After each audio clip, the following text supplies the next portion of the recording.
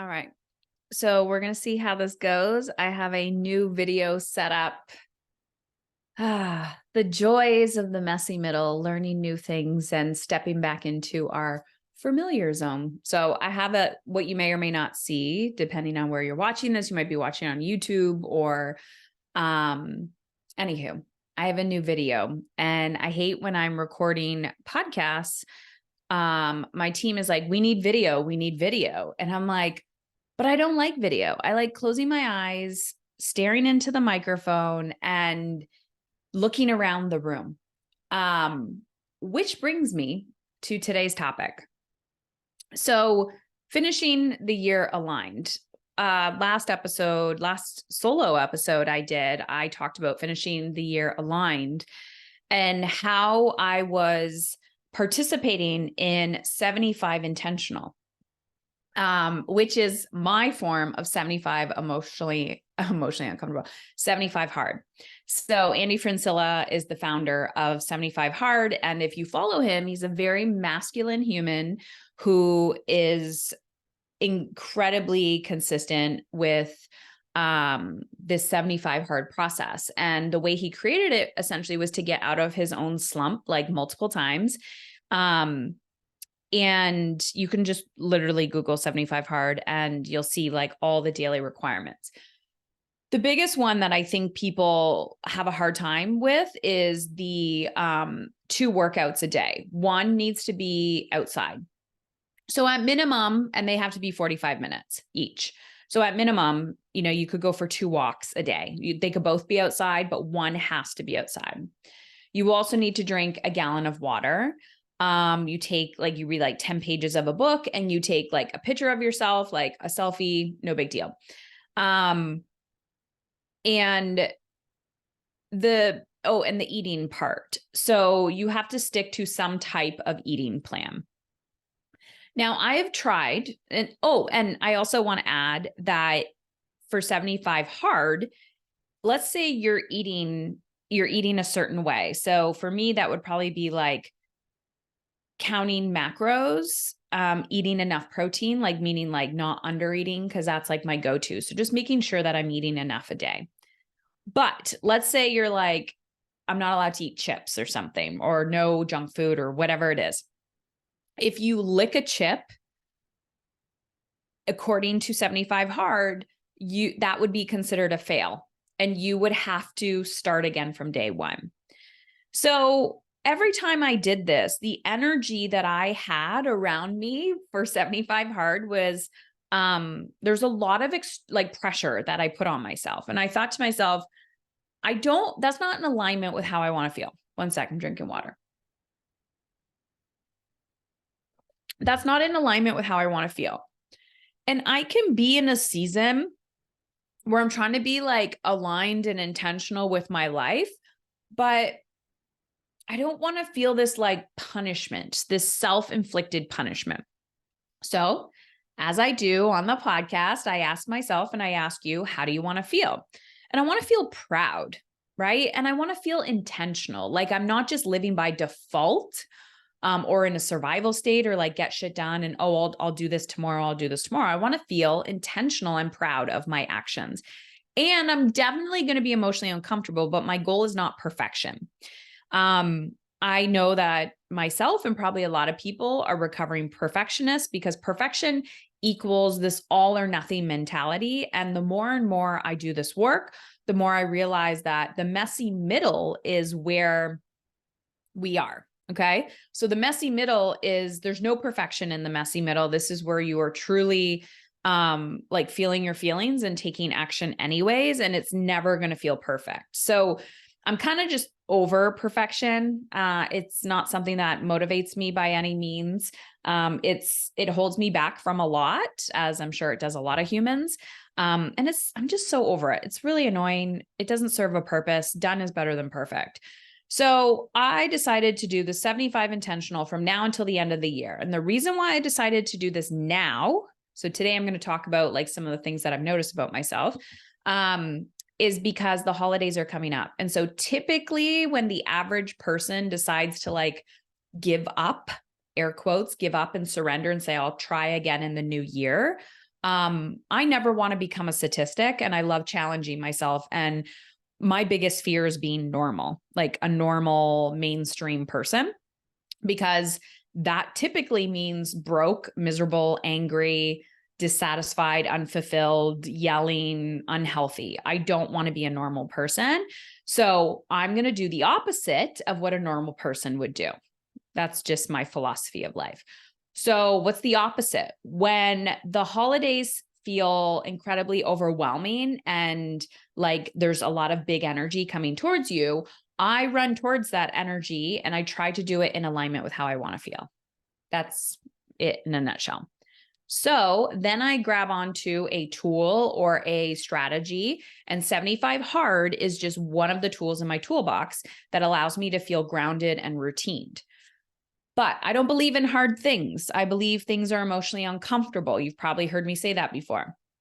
And this time it's about intention. So if I have these rules, right? Daily rules, 2 workouts, eat a certain way, drink your water, read some pages of a book, take a picture. I'm going to be intentional with my daily actions, how I'm structuring my time, but I'm also going to watch where I'm sabotaging myself. And to be honest, I am not tracking which day I'm on. So if I lick a chip, I have not failed. I'm being intentional, and my goal is to live in alignment with how I want to feel and to be 1% better every day, like to be better. That's it. That's all my goal is. So with that in mind, here's a few things that I have noticed about myself that are not new to me, and may be of service to you. The second you, AKA I, decide to be intentional about anything in life, I want to take on the end of the year aligned with how I want to feel. I want to, feel really strong and aligned. I don't want the holidays to take me out. Your goals, right? Like, I don't want to yell at my kids. I want to feel patient. I want to feel kind. You're wanting to realign your energy so that you can attract more profit in your work, to get, to make more money, whether it's your career, your corporate career, your self-employment, wherever you are in the world, self-worth, whatever your intentions are. The second you say yes to that version of yourself that you desire to become, oh shit, man. Everything that you've been avoiding it just comes out of the closet. So for me at this stage in my life, like, I know that this happens. And when it does, it just is a form of resistance. Okay. So resistance is just that life force energy that decides to like hang out in front of you and push back. For people who live unconsciously and they don't have the awareness, they will say things like, I don't have time. I don't have the energy. I don't have the financial resources. Somebody else, is making me feel a certain way. But here's the reality. I don't have time. And mind you, all of these are come up for me as well. So it's not that I'm, past that. They come up for me, but I see it as resistance. And I ask myself, what is really going on? So I don't have time. So since I've committed to the 75 intentional, I don't have time is probably my biggest one. So I don't have, excuse me, I don't have time, to me means I haven't prioritized these actions. The second I'm like, okay, I'm going to wake up in the morning, I'm going to get the kids ready off to school. Like after that's done and everyone's good in the morning, I'm just going to get my shoes on and I'm going to go for a 45-minute walk before I jump into my phone, before I jump into work, before I do anything. And if I want to scroll or I want to check my emails, just do it on your walk. That's all I tell myself. Well, the amount of resistance to get out of the door feels like an actual mountain to climb. And I will tell you that I don't have time. I know I have time. I'm not prioritizing my time. But here's the beauty of this. I can catch myself in it. And I will tell you, probably 1 out of 10 times, I have gotten up and I've put my shoes on and I've gotten out the door. I end up getting it done, but later in the day.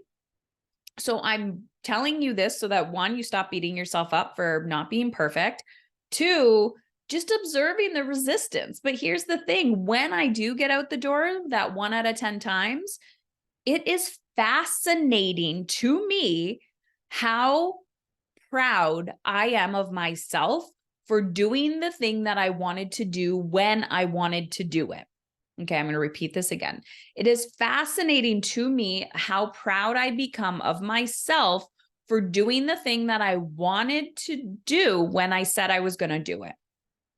So let's say on my calendar, I'm like 8 a.m., I'm going to go for my walk. Okay, so according to 75 hard, it needs to be 45 minutes. Remember, I'm just doing 75 intentional. So sometimes I'm like, my walk's going to be 20 minutes. It's going to be 30 minutes because then I'll tell myself I don't have time because, oh crap, I have a thing at 8:30. Cool. Then Heather, get your ass outside for 15 minutes. 15 minutes is better than nothing. Breaking the all or nothing pattern, right? So when you do the thing, even if it's for 5 minutes, 10 minutes, you buy back like feeling proud of yourself. And this is where confidence comes in. This is where self-trust comes in. So that has been coming up for me is when you become intentional, right? Finish the year aligned. When you become intentional, this is where like the resistance really rears its ugly head. So it's not about perfection. It's not about getting over anything. It's literally about going through it. So that has come up with every single action on the 75 hard list. Reading is not my go-to. It's not my comfort zone. It's not my familiar zone. I can read a page and then I'm like, this is boring. That's what my brain tells myself. So to be honest, some days I'm reading 2 pages. Some days I'm reading 10 pages. Sometimes I'm just trying to read 2 pages at a time for the whole day. I told myself that audibles or audiobooks are not included because I physically wanted the act of reading. One sec, drinking water. I physically wanted the act of reading.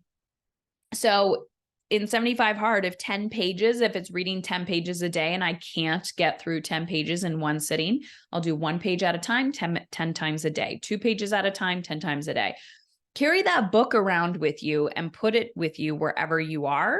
And, when you find yourself scrolling on your phone, like just consciously be like, okay, you can scroll after you read 1 more page. Here's my point. I do not subscribe to all or nothing thinking, and neither do my clients, or at least that's what I'm trying to teach them, because that's toxic AF. And that is typically why people don't take action on where they want to go. Inside our community, we talk a lot about the 60-minute profit rule, 10-minute habits, and this is exactly what I'm talking about. Little tiny, tiny bites of intentional change will absolutely transform your life. But the reason why people don't do it is because they don't believe that change is possible. So the other thing I wanted to talk about besides resistance in what I'm noticing in myself is the actual things that have changed. So identity shifts. And what I've noticed is, it's easy to take a picture of yourself. That to me is just remembering. I could put a reminder on my phone, put a little sticky note in the bathroom while I'm brushing my teeth, take a quick picture. That's not difficult. The water. So there was a time in my life where drinking a glass of actual water felt overwhelming.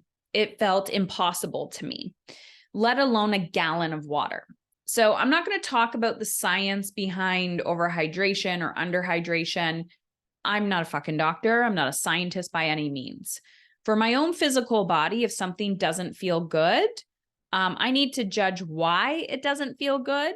But drinking a gallon of water for me today is a non-issue. Like I have a gallon jug. I fill it in the morning.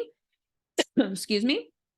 I fill it in the morning and I just put it next to me wherever I am throughout the day, or I put it in a mason jar, measure it out from the gallon, and I just drink away all day, and I could probably get it done midday. It's a non-issue for me. When I'm not drinking enough water, I can feel it, like my physical body can feel it. So what I'm telling you is that habit has become part of my identity because for whatever reason, my body and my brain like it. And so it sends me signs now when I'm not doing it. Mind you, I've been taking like so many sips of water during this podcast recording. But I have water with me all the time and I have to pee 85 times a day. And I get it. When I'm not, when I'm not drinking enough, my physical body is like, drink, drink, drink, drink, drink. So I have those physical cues now where I don't have so much resistance around it. So that's something to celebrate because I have developed the habit of drinking enough water. I have had this identity shift where it's no longer, I don't have a lot of resistance around it. I don't have a lot of stress. I do it without even paying attention. Now, here's the other thing. We're talking about resistance, identity shifts. The last thing I want to talk about is emotional awareness. So resistance is more, to me, is more of like an energetic awareness. Like you can physically feel the resistance. So sometimes that shows up in like, wow, why did I get tired all of a sudden? Why do I want to lay down? Why am I busying myself? Excuse me. That's more of an emotional awareness. That's more of an energetic awareness, like your physical body is changing its energy. Now let's talk about the emotional awareness. So I was interviewing Chris Carr today for her new book, I'm Not a Morning Person. And if you're not familiar with her, definitely go check her out. Oh, now my dog's barking. And I said something to her. I said, do you think guilt is actual grief? So her new book, I'm Not a Morning Person, is all about grief, braving loss, grief, and the big messy emotions that happen when life falls apart. She talks about losing her dad in there, but she also talks about like grief in general. And she said something about like, we grieve because we had so much love in our hearts. We open our hearts, and like when you're opening your heart to love, it's incredibly vulnerable. And I just thought, oh my gosh, this is an aha moment. And I'm going to sit with it. We'll see what else comes out of it. But I thought, do you think guilt is a mask for grief? Because it's not very often that I hear women, and I'm just going to say women because I think this is more of a female thing, especially when we're raising children. But I'm like, I hear women say, oh, I feel guilty. That's why I don't do that. But not a lot of people say, oh man, that makes me feel grief. Therefore, I don't want to do that. Because when you think about it, in the definition of guilt, I did something wrong versus shame is I am wrong. But here's my take on it. Guilt. Typically, when I hear people talking about guilt in my own life as well, and I'm bringing this up because 75 Hard makes you force yourself to like pay attention to your needs, or at least take care of yourself. And the 2 workouts alone are almost 2 hours of your day. You can multitask, but it's 2 workouts a day, right? Plus you need to eat, plus you need to like drink your water. So you're being intentional with taking care of yourself. And this is very hard for a lot of women because we're told to give. So if guilt is I did something wrong, like going for a walk by myself is wrong if a child doesn't come with me. One, I can assess that. Is that true? But what am I actually saying? Like, what's the actual emotion behind it? What's the story? What's the meaning? And when I think about it, it's like loss or disconnection. One, you could be feeling guilty I don't know. I think there's something there of like guilt is a mask for something deeper that's underneath. Example, when people also say like, oh, I'm angry, like a secondary emotion to like, oh, I'm just really, really sad. So I'm curious your thoughts. I want you to send me a message on Instagram. You can find me at Heather Chauvin, last name spelled Chauvin, and there's an underscore. Make sure I have a lot of followers because a few people have been I think I'm at like 18,000 followers on Instagram. The reason why I'm telling you this is because some people are taking screenshots and they're like, I think someone's spamming, trying to be you. And I'm like, yeah, that's what happens on the internet. So anyways, the one that is 18 plus K, that's me. My point is maybe guilt is a secondary emotion. Curious your thoughts. What is underneath there? I feel guilty. I feel guilty. I feel guilty. I have realized that through a lot of my guilt, like I feel guilty for going for a walk. I feel a lot of guilt all the time because I tell myself, oh, I'm taking away from other people, but I just don't act on my guilt. I realize that that's not life enhancing. But I think underneath is like the loss to me is the loss of myself. And I actually feel guilty because people will say it's self-love or self-respect. But I think there's actual grief under guilt. I think there's actual grief of if I do something for myself, I may potentially lose something. And that is scary. That's vulnerability.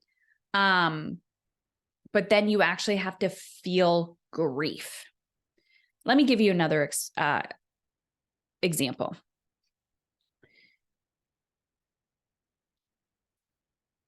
Guilt, fear, all the things.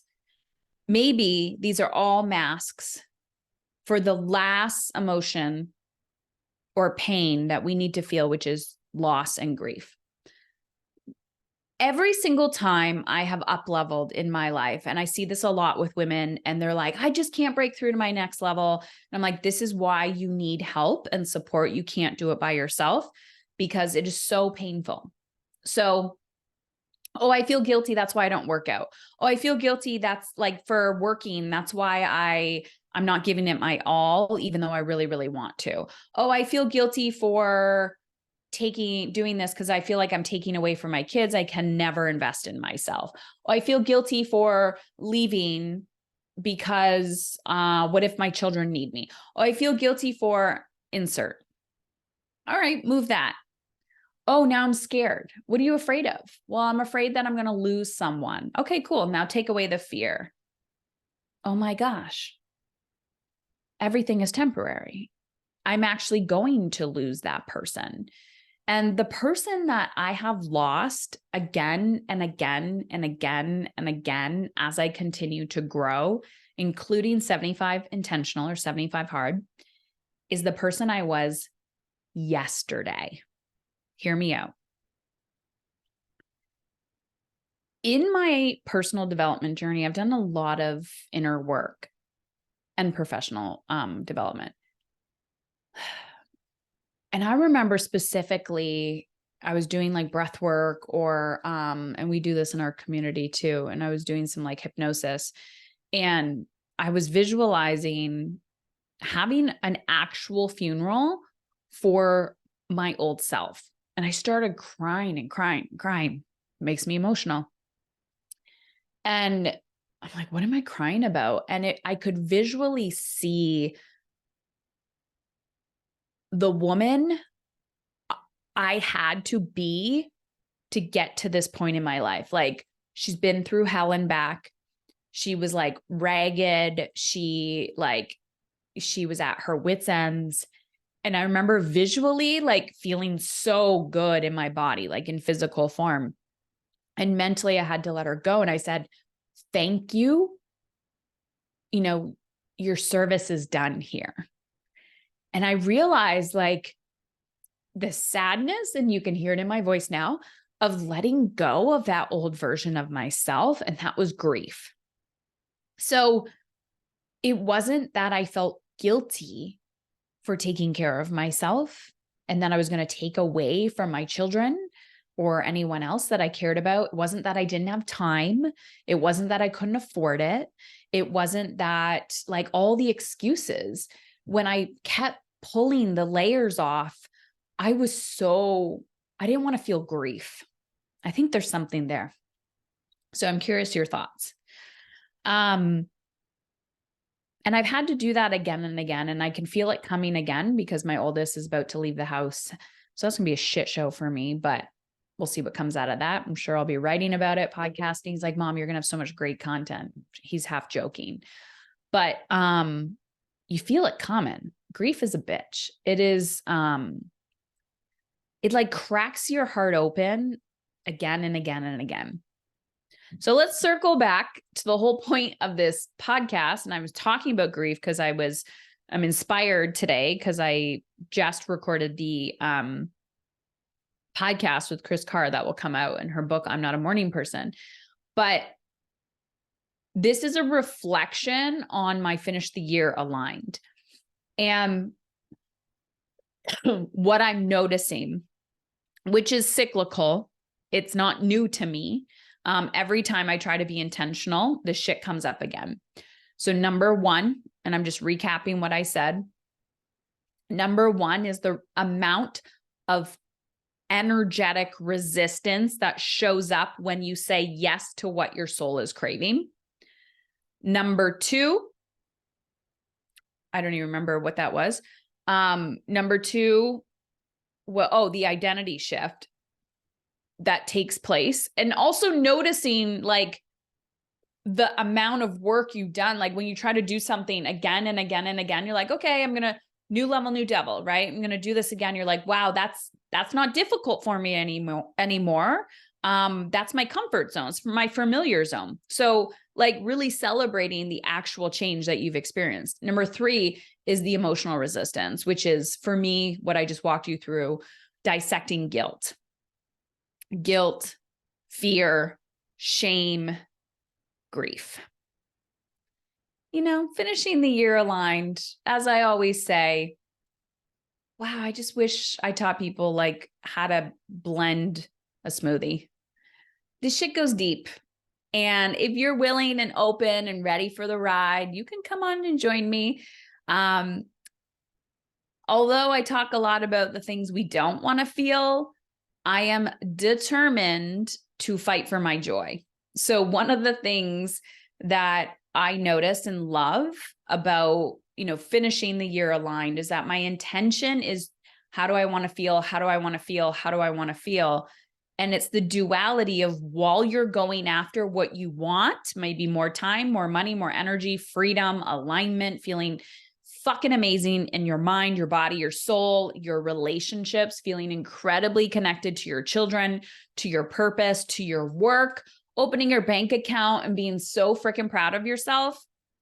But all of that comes with the opposite, which is feeling your feelings and learning to live in alignment with how you want to feel. So if you want the joy and the freedom, you also got to feel the grief and the sadness and the fear. And that's the duality. That's it. Finishing the year aligned, you could check the boxes all you want, but you got to open your heart. You got to feel your feelings. And that's it. And if you want to join us this round, go to heatherchauvin.com/mastery and get on the wait list, fill out the application. Check out the merch as well. We have merch on our website now. And I'm going to be doing some special things in the new year with it as well. So you just go to heatherchauvin, CHAUVIN.com. All right. Finish the year aligned. Don't just sit on the sidelines of your life. That's what normal people do, and you're not normal.